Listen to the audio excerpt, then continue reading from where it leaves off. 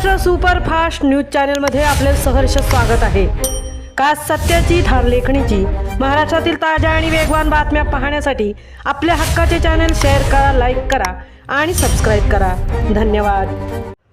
कोकण कट्टा सन्मान सोहळ्यात कोकणातील विविध क्षेत्रातील नामवंत व्यक्तींचा सन्मान सोहळा संपन्न।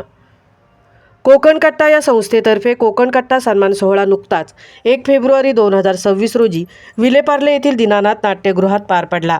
यावेळी कोकणचा समृद्ध वारसा जपणाऱ्या आणि सामाजिक सांस्कृतिक क्षेत्रात उल्लेखनीय कामगिरी करणाऱ्या मान्यवरांना गौरवण्यात आले।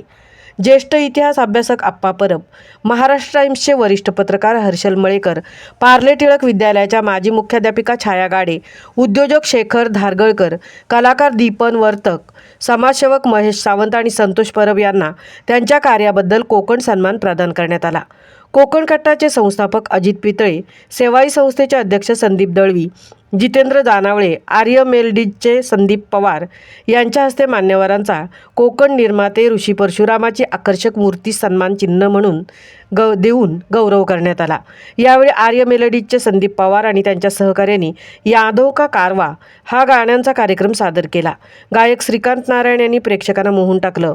यातून उभी राहिलेली रक्कम कर्करोगाच्या रुग्णावरील उपचारांसाठी दिली जाणार आहे।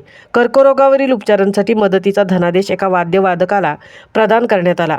विलेपार्ले अंधेरी विभागातील अनेक मान्यवर मंडळी या कार्यक्रमाला उपस्थित होती। कोकण कट्टा सर्व सदस्यांनी अपार मेहनतीने हा कार्यक्रम यशस्वी केला। महाराष्ट्र सुपरफास्टसाठी सुदर्शन जाधवसह तृप्ती भोईर, मुंबई।